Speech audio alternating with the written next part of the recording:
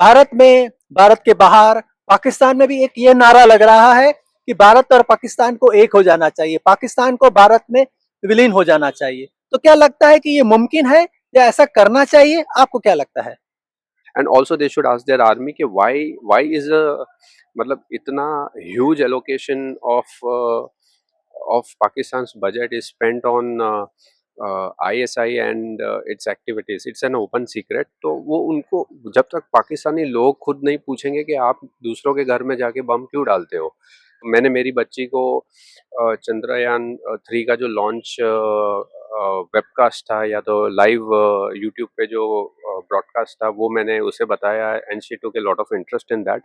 और हम आते हैं स्कूल में कछुए की स्पीड पे और जाते हैं चीता के स्पीड से।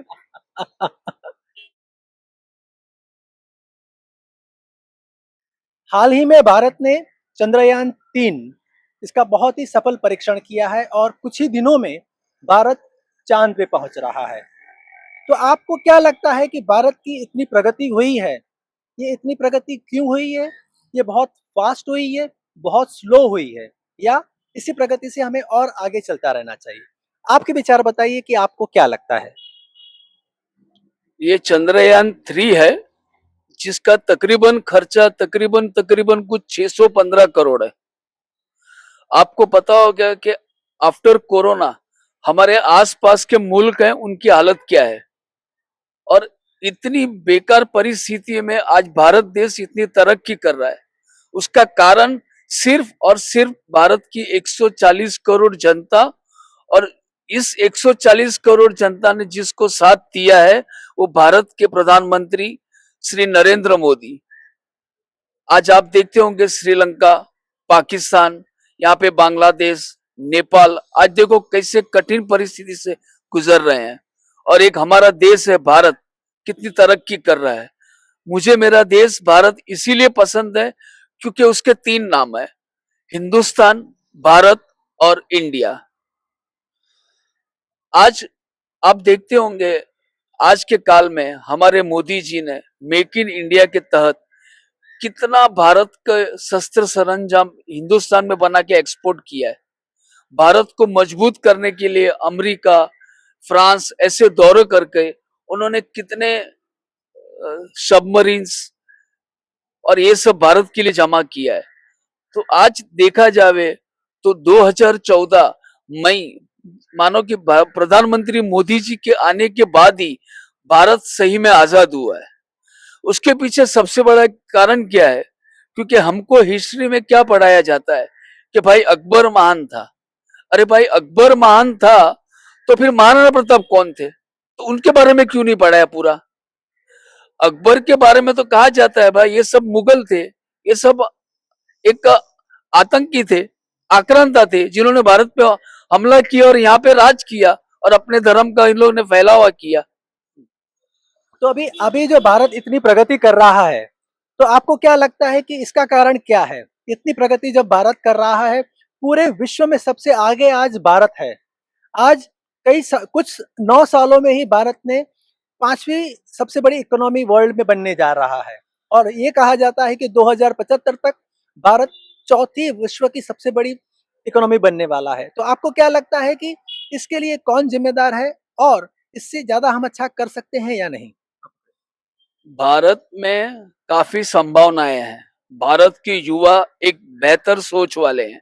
आज आप IT डिपार्टमेंट देखो, हर चीज में भारत आगे है।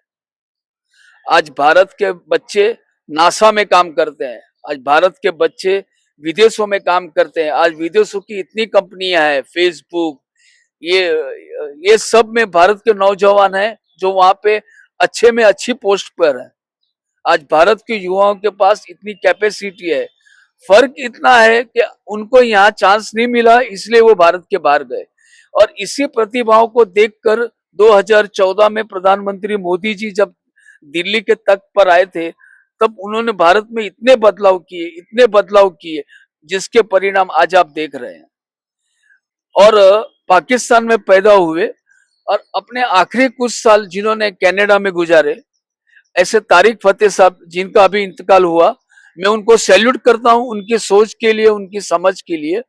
उन्होंने अपने एक इंटरव्यू में कहा था कि जब सन 47 के पहले भारत और पाकिस्तान को जब विभाजन होने वाला था, तब काफी मूल्य नारा लगाते थे कि हाथ में लोटा मुंह में पान, लेके रहेंगे पाकिस्तान। आज 75 साल के बाद भारत का चंद्रयान 3 चांद पर पहुंच रहा है, और यही पाकिस्तान न हाथ में लोटा रहा न मुंह में पान, अब रह गया सिर्फ भिखारिस्तान। तो आपको क्या लगता है कि पाकिस्तान की जो आज इतनी हालत खराब है, पाकिस्तान आज आईएमएफ से लेकर सभी लोगों से लोन लेने की कोशिश कर रहा है और कई बार उसको तो लोन मिलती भी नहीं है, तो उसकी प्रजा, उसकी आवाम इतनी गरीबी में है, तो ऐसा क्या करना चाहिए पाकिस्तानी सरकार को, पाकिस्तानी हुक्मरान को, कि वह भी भारत की तरह आगे बढ़े और काफी तरह भारत के साथ रह के वो बहुत बड़ा काम कर सकें। तो आप पाकिस्तान के जो हुक्मरान हैं, पाकिस्तान के जो पॉलिटिशियंस हैं, उनको आप क्या सलाह देना चाहेंगे? मैं तो पाकिस्तान की आवाम को एक ही सलाह देता हूं कि भाई, आपको भी एक मोदी चाहिए तो ये आपका भला होगा। हमारा हिंदुस्तानियों का भला तब हुआ जब इस देश में मोदी जी आए। ये तो भला हो 2014 में देश की आवाम ने एक ही नारा, अब की बार मोदी सरकार, और भारतीय जनता पार्टी के बहुत बढ़िया नेता और गुजरात के सीएम, 3 बार के सीएम रहे मोदी जी को, इन्होंने एक अपॉर्चुनिटी दी, वो देश के प्रधानमंत्री बने। आज आप देखो देश कितनी तरक्की कर रहा है। हम चाहते हैं ऊपर वाले भगवान से कि भारत इसी तरह प्रगति करता रहे। और एक छोटी सी सलाह पाकिस्तानियों को कि भाई, आप आपके सियासतदानों को बोलो कि भाई वो अपने घर भरना बंद करें, लंदन में कोठियां और बंगले लेना बंद करें, महंगी महंगी गाड़ियां बंद करें, और कम से कम अपनी आवाम का ध्यान दें, तो एक उसमें आपकी तरक्की होगी। मोदी जी ने तो नवाज शरीफ साहब को 2014 में हिंदुस्तान बुलाया था और उनसे कहा था कि चलो हम गरीबी के लिए लड़े, ना आप कुछ पहल करो ना हम करें, हम दोनों मिलकर गरीबी के लिए लड़े। लेकिन उसके बदले में हमको क्या मिला था? हमारे जवान मारे जाते थे। लेकिन तब मोदी जी ने पाकिस्तान से सारी बातचीत बंद कर दी, उनके साथ कोई जात का व्यवहार बंद कर दिया। आज देखो पाकिस्तान की हालत क्या है, रोटी रोटी के लिए, आटे के लिए मर रहे हैं। और देखो हमारा चंद्रयान आने वाले अगस्त में वो चांद पे उतरने जा रहा है, पहुंचने जा रहा है। हम सब मिलके भगवान से प्रार्थना करें कि भाई मोदी जी और हमारे देश के वैज्ञानिकों ने जो ये संकल्प लिया है वो एकदम शांति से पार होवे, और विश्व में रशिया, अमेरिका और चाइना के बाद भारत का नाम आवे, जो चांद पे उतरने वाला में उसका नाम हो जाए। आपको क्या लगता है कि अभी भारत में, भारत के बाहर, पाकिस्तान में भी एक ये नारा लग रहा है कि भारत और पाकिस्तान को एक हो जाना चाहिए, पाकिस्तान को भारत में विलीन हो जाना चाहिए, तो क्या लगता है कि ये मुमकिन है या ऐसा करना चाहिए? आपको क्या लगता है? आज से तकरीबन 1000 साल पहले ये सब एक ही थे, अखंड भारत था। लेकिन आज की परिस्थिति देखो तो भाई मुझे नहीं लगता ऐसा होना चाहिए। होगा लेकिन उसको समय जाएगा। कारण क्या है? क्योंकि जो हिंदू कम्युनिटी है वो मेहनती कम्युनिटी, वो मेहनती कम्युनिटी है, वो एक टैक्स पेयर कम्युनिटी है। वो सब जानती है कि भाई कौन कर रहा है कौन नहीं कर रहा है। इसीलिए सेकंड टर्म में मोदी जी आए, 2024 में मोदी जी आएंगे, और सारे विपक्षों को कहता हूं 2029 में भी मोदी जी आएंगे। थैंक यू संजय, बहुत अच्छा लगा आपसे बात करके। आपसे हम फिर से बात करते रहेंगे। Thank you. जय हिंद। जय हिंद। दोस्तों, हमारे साथ एक बहुत ही टीनेजर लड़की है, भारतीय है, और अब देखते हैं कि भारत के लिए, भारत की जो प्रगति हो रही है इसके बारे में वह क्या सोचती है और उसकी क्या इच्छा है, क्या आकांक्षा है। आपको लगता है कि ये जो हम चंद्रयान के लिए भारत आज आगे इतना बड़ा है, इतनी इकोनॉमी आगे बढ़ रही है, नरेंद्र मोदी का इतना बड़ा नाम हो रहा है, सारे सारे बड़े बड़े विश्व के जो देश हैं वो सारे देश अपने सर्वोच्च सम्मान मोदी साहब को दे रहे हैं, तो आपको लगता है कि भारत कहाँ जा रहा है? क्या वह सही जगह जा रहा है या स्लो जा रहा है, या भारत वह और फास्ट होना चाहिए? आपको क्या लगता है? भारत की जो स्पीड है ग्रोथ की, इट इज़ वेरी परफेक्ट। और मोदी जी जैसे कर रहे हैं, उनका वैल्यू वर्क बहुत वैल्यू करना चाहिए, बिकॉज इट इज़ नीडेड। ऐसे लोग को हमारे देश में चाहिए, क्योंकि प्रगति के लिए जो लोग अपने आप के लिए सोचते हैं फिर देश के लिए, वैसे इस देश के लिए हमें नहीं चाहिए। तो आपको लगता है कि मोदी जो कर रहे हैं वो सही कर रहे हैं? हाँ, सही कर रहे हैं। तो कुछ लगता है कि कुछ और चीजें भी आप मोदी जी को सजेस्ट करना चाहेंगे कि इसको आप और इस तरह से करिए या इसको और बढ़ाइए, या आप क्या कहना चाहेंगे कि एजुकेशन पे अगर ज्यादा ध्यान देना चाहिए, एजुकेशन को फ्री करना चाहिए, आपको क्या लगता है? अभी एजुकेशन का नया पूरा डिफरेंट सिस्टम लॉन्च हो रहा है, so I am very eager to see क्या क्या आ रहा है, बिकॉज हमारी स्कूल्स में बैग का बोझ, सारी बुक्स लेके जाना, फिर 2-3 माला चढ़ना, वो सब बहुत कठिन होता है। सो हम सोच रहे हैं कुछ नया आए तो हमारी छोटे भाई बहनों के लिए, तो उनके उनके लिए अच्छा रहे। तो आप चाहती हैं कि इसमें जो स्कूल में जो किताबों का, बस्तों का जो वजन होता है वो कम करना चाहिए, ताकि बच्चे ज्यादा खेल सकें, ज्यादा कम वजन उठा के ज्यादा फ्रीली पढ़ सकें, सही है? हाँ, सही है। ये बैग का बोझ रहता है तो क्लास में रखो, फिर लगता है हाश बोझ उतर गया, और हम आते हैं स्कूल में कछुए की स्पीड पे और जाते हैं चीता के स्पीड से। क्या बात है। बहुत बढ़िया। तो दोस्तों, आपने देखा कि भारत की जो नई जनरेशन है वह क्या सोचती है, वह क्या आशा करती है, और वह किस तरह से आगे बढ़ना चाहती है। थैंक यू, फिर मिलेंगे। Thank you. अभी हाल ही में भारत ने चंद्रयान 3 का बहुत सक्सेसफुल परीक्षण किया है, और भारत का जो रॉकेट है वो आज चांद की ओर आगे बढ़ रहा है। तो भारत इतनी जो प्रगति कर रहा है, इतनी जो आगे बढ़ रहा है, और भारत की इकोनॉमी भी आज पांचवें, वर्ल्ड में 5वें लेवल पे आ रही है। तो इसके लिए आपको क्या लगता है कि ऐसा क्या कारण है कि भारत पिछले 9-10 सालों में इतनी बहुत फास्ट प्रगति कर रहा है? आपको क्या लगता है? आई थिंक सबसे पहले इसरो के एफर्ट्स को अप्रिशिएट करना चाहिए, because with the least number of attempts उन्होंने सबसे ज़्यादा सक्सेस डेमोन्स्ट्रेट किया है अपने मिशंस में, which is I think even मतलब नासा से भी हायर है, and I think they are on their way to become a very world class space agency. And definitely ISRO के साइंटिस्ट्स का बहुत इम्पोर्टेंट कंट्रीब्यूशन है, their philosophy and their dedication ने बहुत इम्पोर्टेंट रोल प्ले किया है। And behind the scenes what I feel is के ये जो एग्जिस्टिंग गवर्नमेंट है, दे हैव उन्होंने बहुत एक पॉजिटिव लीडरशिप डेमोन्स्ट्रेट किया है in terms of Indian border security enhance करना, इंडियन फाइनेंशियल सिक्योरिटीज एनहांस करना, एंड उन्होंने यूपीआई इंट्रोड्यूस किया। सो इन सब चीज़ों से बहुत ज़्यादा पॉजिटिव कैस्केडिंग इफेक्ट्स आ रहा है इकोनॉमी में। And I think definitely ISRO plus the government and also they have done their part, but मुझे लगता है कि somewhere as as people of India, we should be more accepting and more accommodating about ISRO's achievement, और हमको हमारे बच्चों को बताना चाहिए कि there is also a NASA, but there is also a better organization which is ISRO and which is our own organization. I have told मैंने मेरी बच्ची को चंद्रयान 3 का जो लॉन्च वेबकास्ट था या तो लाइव यूट्यूब पे जो ब्रॉडकास्ट था वो मैंने उसे बताया, and she took a lot of interest in that. So I think मतलब बहुत सारे लोग होंगे जो जिन्होंने ऐसा नहीं किया होगा, बहुत सारे लोग होंगे जिन्होंने ऐसा किया भी होगा। सो आई थिंक जिन्होंने नहीं किया है, they should come forward and just talk about this achievement in their family and in their friends. So definitely 80% of the credit goes to ISRO, and 20% of the credit definitely goes to the government leadership.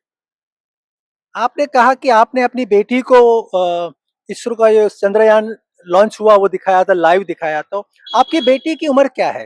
वो केवल 6 साल की है, and second standard में पढ़ती है, and उसे ये सब देख के बहुत उसका रिएक्शन बहुत क्यूरियस था। मैं ऐसा नहीं बोल रहा हूँ हर बच्चा क्यूरियस होगा या हर बच्चे को इंटरेस्ट आएगा, बट ये जो होता है ना, एक माइंड शेयर का बात होता है कि अभी से बच्चों के माइंड में उनका एक माइंड है, उसमें जो शेयर है अगर इंडियन एंटिटीज़ के लिए रहे, सेल्फ होम ग्रोन एंटिटीज के लिए रहे तो वो कंट्री के लिए ज्यादा बेटर रहेगा आगे जाके। क्या बात है, बहुत अच्छी बात आपने कही। दोस्तों, एक दूसरी कक्षा में पढ़ने वाली बेटी, उसको अगर आप यह सपना दिखाते हैं कि ये देखिए ये लाइव रॉकेट जा रहा है चांद की ओर, तो वो बच्चा जब बड़ा होगा, 15 साल 20 साल का होगा, तब जाके वह भी उसी लेवल का सोचेगा। तो आज इंडिया जो इतना बड़ा आगे बढ़ रहा है वो इस तरह के पेरेंट्स की वजह से है, जो अपने बच्चों को एक नई राह दिखाते हैं, एक नया डेस्टिनेशन कहते हैं कि आप यहाँ भी कर सकते हैं, यहाँ भी पहुंच सकते हैं और आपको यहाँ जाना चाहिए। इसी वजह से आज इंडिया बहुत फास्ट प्रगति कर रहा है और विश्व में भारत का नाम बहुत ही आदर से लिया जा रहा है। लेकिन दोस्तों, आज इंडिया इतना बड़ा है, इंडिया बड़ा भाई है, लेकिन इंडिया का जो छोटा भाई है पाकिस्तान, वो उसकी हालत बहुत खराब है। तो आप क्या सोचते हैं कि पाकिस्तान की आज जो इकोनॉमिक पोजीशन इतनी खराब है, इतने जो लोग वहां पर परेशान हो रहे हैं, एक गरीब लोग वहां परेशान हो रहे हैं, एक आम आदमी वहां परेशान हो रहा है, इसकी वजह क्या है? इसके लिए आप उनके हुक्मरानों को, उनकी आवाम को आप क्या सलाह देना चाहेंगे कि ताकि वह भी भारत की तरह आगे बढ़े और दुनिया में अपना नाम कर सकें? डेफिनेटली जो लोअर एंड होता है कोई भी कंट्री का वो बहुत ज़्यादा सफ़र करता है। वो लोग डायरेक्टली जो जो लोअर क्लास है या जो इवन मिडिल क्लास है, दे आर नॉट, मतलब वो लोग डायरेक्टली रिस्पॉन्सिबल नहीं होते कि अपनी कंट्री में करप्शंस के लिए। बट एक इम्पॉर्टेंट क्वेश्चन ये है कि as as voters of the country, as citizens of their own respective country, they should have been more demanding about the character of the politicians. उन्होंने उनको, सी पॉलिटिशियंस एलियंस नहीं होते, वो सोसाइटी का ही पार्ट होते हैं, सोसाइटी में से ही इमर्ज करते हैं।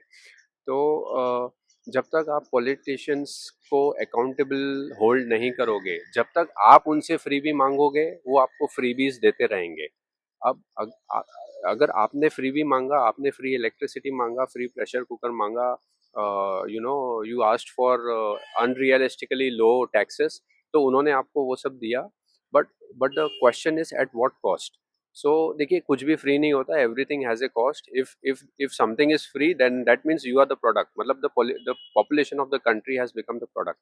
तो definitely the corruption is at the higher levels, but the masses cannot, मतलब वो अपनी जिम्मेदारी से पीछे नहीं हट सकते कि नहीं ये सारा द मतलब पाकिस्तानी पॉलिटिशियंस का ही किया हुआ है, हमने कुछ नहीं किया हुआ। आप लोगों ने ही उसी को इलेक्ट किया है और आप लोगों ने ही ऐसे डिमांड्स रखे थे, अनरियलिस्टिक डिमांड्स रखे थे, जो पूरा करने के लिए वो लोग such kind of unrealistic promises were made in the election, and see, you only get what you ask for, okay? तो आप जब तक आप ये फ्री कल्चर बंद नहीं करेंगे तब तक your country will continue to get robbed.